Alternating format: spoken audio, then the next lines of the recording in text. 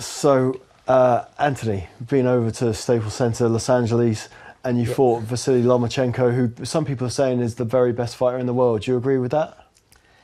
I think I do now. I certainly do now. I think going out to before I went out to the Staples over to LA, my opinion was it was out of him and Terence Crawford. I maybe even lean towards Terence Crawford, who the week after staked his claim of a fantastic win against Amir. But yeah, I think when you look what he did, not just professional, as an amateur, I think it was just under 400 fights, one loss, which he avenged against a fantastic fighter. I don't know if he avenged it more than once, but anyway, he avenged it. And when you look at that and how he's going through the weights, then yeah, I think he is the best fighter on the planet. But you went over there with the belief that you were going to cause an upset. I genuinely did, and some people, certainly probably watching the fight and looking back now, might say, oh, was I being delusional or what? But I think when you train so hard and I've done everything asked of me, you can't help but believe in yourself. You know, the saying, the harder you train, the luckier you get. Maybe I was thinking like that, I don't know. But yeah, I genuinely went over there believing I could win, believing I could shut the world, but I really believed that I could ask some serious questions, and I've got no excuses. Everything went fantastic over there. Weight was good. Felt in the best shape I'd been in. And that's what made it hard to take after it, because just how easy he dealt with me. At what point did you realise that you'd bitten off a little bit more than you could chew? Well, first round went according to plan. There wasn't much in it. I know not much was landed, but went according to plan. But then when he went through, went through the gears so at the end of round 2, I think it was, and certainly in round 3. And that was the first time I'd been in a boxing ring. It was the first time I'd been in a boxing ring where I thought, I can't really do out about this. I haven't got an answer to this. I believe I've been in with, like I say, British level fighters, European, world level fighters, elite fighters, and even in the second Irish fight, a fight that I lost well, I still felt comfortable going forward, looking to get my shots off. And when Lomachenko raised his game for that first time in 20 odd years in boxing, I felt, there's nothing I can do about this. It was a horrible feeling where I thought, I've just got to let him have his go and that's it, and then I can try and come back with something. Yeah, he was that good. When you've seen it back, I take it? Yes. When you look at what you did and what was going on in there, is there anything you've seen that you thought you could have done slightly differently? I think all the time, certain things I think should have tried to put it on him earlier. But then maybe I would have walked onto a shot that finished it a bit earlier. It's, like I say, physically, I felt the bigger man. But you don't get to use your strength too much with someone who moves like he does, and he's so well balanced. And you don't always get to use that. And I believe I'm just, being honest. No matter what I brought that night, no matter what I tried to do or how well I'd done it, I believe he would have had the answer to us. And that's what was pretty hard to take.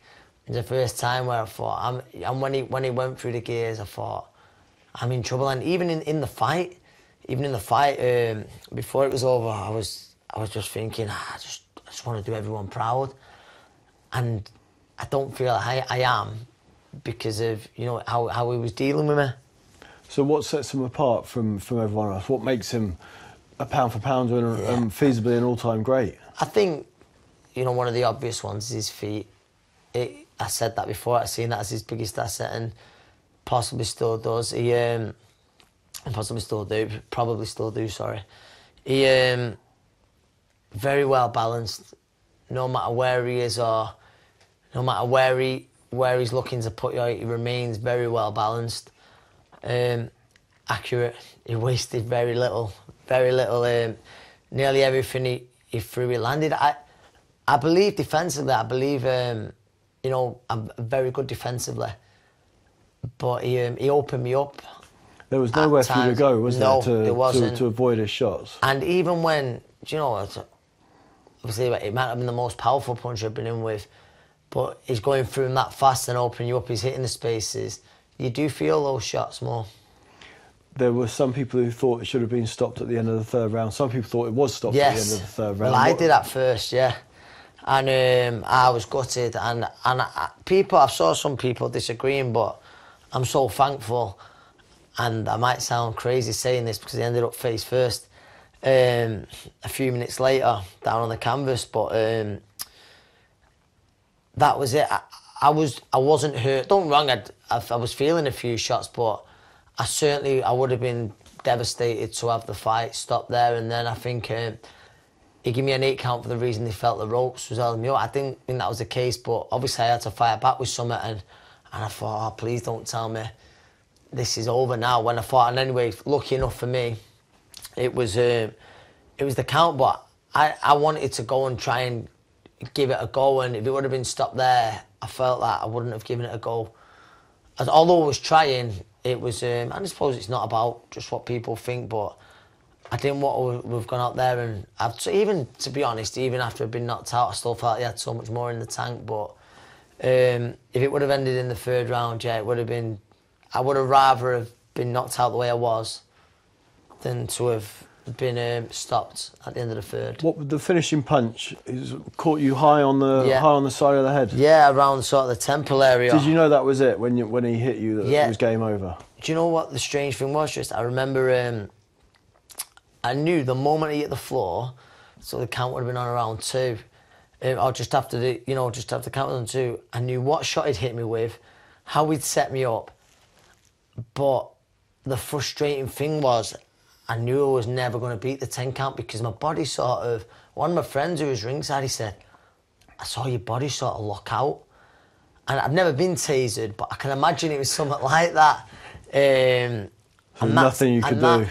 And I remember being on the floor, and I remember being embarrassed, thinking, this doesn't look good, and I'm never going to beat the count. I think on the ref cam, you can sort of see Jack Reed, I'm talking to him, and I'm going, I'm fine. And I think he says something along the lines of, just staying down here, and I'm thinking, I just want to get up. But I probably couldn't have got up because it was just like I say, I imagine what it's like to be tasered, and that's what it was. It was just one of them, he'd caught me with a great shot, and even before him, he probably hit a bit harder than he expected. But it wasn't to the point where he ever thought, oh, it'll knock me out with one shot. But the old saying, the shot you don't see coming is the shot that puts you over, and that's certainly what happened that night.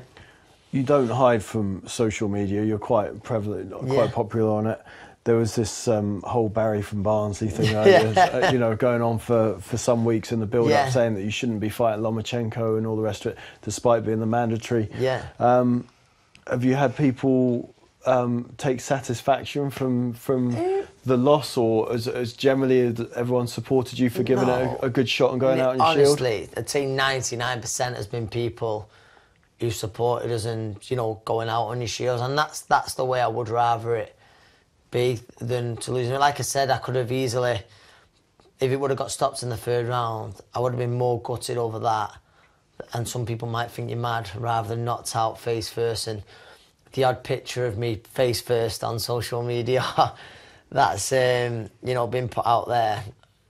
But no, I think I always do on social media. It can be bad for certain things. Listen, you get the odd comment, but you can't take that to heart. And I've had a lot of good feedback, and I think after the fight, reeled down for a few days. But you read some of the nice comments, some of the nice messages you get, and that does lift you up. That does lift you, and you feel a bit better about things. Who can beat Lomachenko? At lightweight, I don't believe anyone will. I don't believe anyone will beat him at lightweight. I think how Lomachenko gets beat if he jumps up. I see lightweight as, I don't think he'll go higher than that. Don't get me wrong, I still believe he could win world titles at 140. But there's probably a good possibility he could still make 130 super feather. So I think what will beat him is just chasing that greatness of going up in the weights. styles make fights. I used to think Garcia would have a great chance at lightweight, and not just because I've been in with Lomachenko, but I'm much more leaning towards Lomachenko at lightweight. Well, Garcia's lost his momentum as well now after the Errol Spence fight. He has, and you know, obviously that night, what was crazy that night, like one of the subjects, Spence looked the faster man, which I think surprised a lot of people. But now he's obviously put on a bit of muscle fat. It's harder for him to get back down. Well, he's give up the belt, hasn't he, since whether he's going to come back. Garcia and Lomachenko is one of the fights that people would love to see in boxing. It's a super fight. But yeah, I'd lean towards Lomachenko against anyone from lightweight to super feather. And even when you go to light welter, you know, Crawford's gone up to welter a few fights back now. You'd probably make him favourite against almost anyone at 140 as well, wouldn't you? What happens now for you? Do you know now? It's honestly, you're one of the first people I spoke to about always asked me this. I mean, a lot of people have asked me the question out in town, and do you know when I'm just local. But now you've got to put your head on the chopping block. Yeah, listen, I think very similar to after the fight. I wouldn't like to go out like that. You know, I wouldn't like to go out like that. It's not the nicest way to go out. I believe I'll certainly have another fight. It's but you've got to see once count starts and that. I mean, I love boxing, you know that, and but you've just got to feel. One of my best mates, he's dead honest, and he says, I don't believe you are shot in any way. He says, but you wouldn't have knew that fight because you didn't get the chance to show much. He didn't let you, so. And that's what, like I said, I had a fantastic camel. I've banged on about it. I didn't get to show what I felt I could. So that's the frustrating thing. But do you feel like you've got anything left to prove? But then I don't believe I've got anything left to prove. I've achieved my dreams of becoming a world champion. Got a house paid for. And then, a bit more. We're moving into hopefully what will be forever home very soon, and So what would motivate you to carry on? That's what I've got to think. Where I've got to be honest, Tris. And this is no disrespect to domestic level because it's very good, but do I drop down to that level, or I try and chase another world title? But if Lomachenko wants to stay at lightweight, I don't know if it's the right attitude to have, but I've not got to really say. I've not got a say in it. If Lomachenko wants to collect all the belts at lightweight, so how much longer do I stay around? And that's what I've got to think about. It's I believe I will fight once more in Manchester. So you said you didn't want to go out like you did against Lomachenko, but it's not the worst full stop on a career, is it? Going out on a big show against an all-time great, finding out that you're not quite at that level. Yeah. There are worse ways to go out. Yeah, no, you're certainly right. And like I say, I've not made a decision yet. And when you just said it, then it would be going out at the very highest level and certainly not the result that I wanted. And that's what I've got to think about. It's, do I drop? This isn't anyway disrespecting those guys because there's some fantastic fighters who will go on to further than domestic level, but do I drop down to that? Or, do you want to top a bill still, or do you sit in the middle of a card? That's it, and then I'd love to be, my dream would to be a world champion again. But being sort of brutally honest, if Lomachenko wants to collect the belts at lightweight, which he says he does, that's not going to happen. That's not going to happen, and certainly even if I get myself in a mandatory position, like, I'm a realist, it's what we do, try and get a rematch. It makes zero sense. Or Barry would be up in arms. Barry, exactly, mate. He'd have a field day, wouldn't he? But it wouldn't make sense. So, like I say, it's to top a bill, or that's what I've got to have a good think about that. Like, people, especially Lucas, I'd love to fight you at see you fight at Manchester one more time, and I think I'm leaning more towards that, but I'm not so. I've not made any decision just yet. We've talked in the past about gambling and boxing, haven't we? In the sense that you're up at the table, you kind of played your biggest hand now. Yeah. So you need to decide if you're up and can walk away, or if you go back to the table. We've said it a few times, haven't we, Tris? And that's it. It's, you know, people say, I've seen you in training, you're great, but it can just take one camp, it can take one fight to sort of, not tip you over the edge, but to We've take seen that fighters get old overnight. Get old overnight, and that's what I've really got to think about, and then come back, and then, you know, no disrespect, do we have it against the opponent who I'm expected to you know, walk through that just, what does that do? Just, is it through your ego? I don't know. And then if really you win, that. Do you actually walk away? Exactly that. Or do you have one last run? If you fight someone in the top 10, top 15, and you put in a good performance, you just mentioned it then, do you have one last run, and before you know it, you're having a final eliminator, another to fight, and then before you know you're in the sport for much longer. And I said it after the fight, and like I say, I've made no decisions yet. If I do fight again, do I see myself fighting in 12 months? No. No, I don't, no matter what. Whether it's going to be over much before that, whether it's going to be over before the end of the year, I think so. Whether I fight again, I'm still not sure. Either way, it's been terrific, hasn't it? Because you've had this marvellous story, which was, you know, you've been very successful before, but then obviously you hit the headlines in the news in, when was it, 2013, 2014? Yeah, December 2014. When you actually caught someone breaking into your neighbour's property next door, and you were assaulted and hospitalised and nearly didn't fight again. Yeah, that's like from them days I look back on, and you know, it looked very unlikely. Certainly when I was in the hospital bed with the injuries that I had, it was very unlikely I was going to fight again. Never mind have these big nights in the Manchester Arena and in Los Angeles. You know, it's an iconic venue, and you know me, I'm a fan of the sport, and never once did I have that feeling over there. But now I can look back and I think, you know, press conference, Bob Arum's taking it. You know, I mean, with the #1 fighter in the sport, and just being around those things. I've been over to LA training, but then it was, you know, that night was about us, and then you see the show that Tottenham put on. They put on an amazing show. Walking out with great support. It's something I'll never ever forget, and something that makes all the hard work worth it. And when we talk about whether you choose to stay in the sport or step away from the sport, you've got to be happy with what you've done. Yeah, of course. You know what, I'll give it everything. I'm not the most talented fighter out there, and I've done far more than what fighters, if it come down to talent, should have done more than me. I believe I've got the best out of what I've got.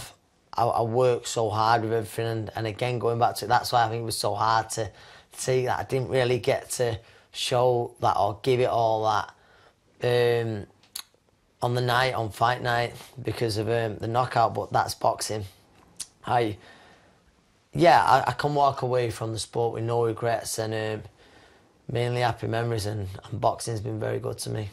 And you have become a bit of a poster boy for someone who shows that an early loss in the career doesn't make a difference. You know, when there's so much onus placed on people's unbeaten records, that to take a loss here and there and to learn from it, it's not the end of the world. I say it all the time, and I think that, you know, if someone that night when I lost to Vasyl Lomachenko, who's seen as a journeyman back in, I don't know, it was 2008, I would then, 10 years later or a bit more, go on to be fighting the best fighter on the planet. It's almost laughable.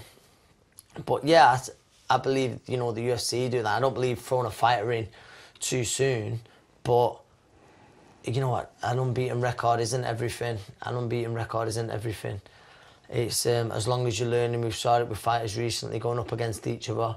Recently we had Anthony Crolla, Scott Fitzgerald. Both guys were better fighter for that.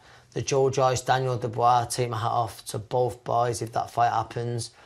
It can always, rather than a loss, it can be looked at as a lesson. I hope people sort of see that a lot more, and I think certainly my case highlights that more than ever. Did you always believe, even when you did have some setbacks? Honestly, I always believed that I could, you know, because of what I was doing in the gym, I always believed that I could get to world level. I never stopped believing that, but I probably questioned whether it was ever going to happen. That was for sure. And what happens after boxing? So, say you have one last run, or you don't have one last run. What are your future plans? I'm gonna miss being a boxer, Trish. I'm gonna miss the discipline, the routine, and I'll say it now. I'll probably struggle. So I've got to prepare myself the best I possibly can. But I've got other things to put my energy into. So next month I've got, and it's not me becoming a trainer, but I'm cornering. I don't know how to say my first fighter. Am I allowed to say that? I don't know, but yeah, I'm cornering for a lad, Dylan Evans, who I've been training on his second fight. So I will stay involved in boxing somehow. Whether it becomes a bit more, whether I have a stable of fighters, I don't know. I don't know yet. It's something I've got to think about. I think Joe might need an assistant. Who knows? That's it. And Joe, like you say, he'll spend time with the gym, because I think so many lads, they miss, and girls now, they miss that sort of gym banter. So I'll still be around the gym a bit. I'm sure Joe won't mind me helping out. So I won't miss that if I'm there. But I love the sport. I love the sport. Like I say, I've got my old amateur gym now with I'll help out more there. But the amount of dedication, you say it, and I say this now, whereas I don't want to be full-time coach, however, I'll just go in a few times a week. But I know if I get involved in something, I'll probably be out now there with the amateur lads more than what I am now. So I just don't know. But boxing changes so many lives for whether you win a world title, whether I see it all the time, whether it's a kid who's never going to fight, and just gives them that bit of confidence. And yeah, I want to be involved in that, and then I want to stay involved in boxing. I will stay involved in boxing. Yeah, brilliant. Thank you very much, mate. Thank you, Tris. Thank you. Nice one, mate.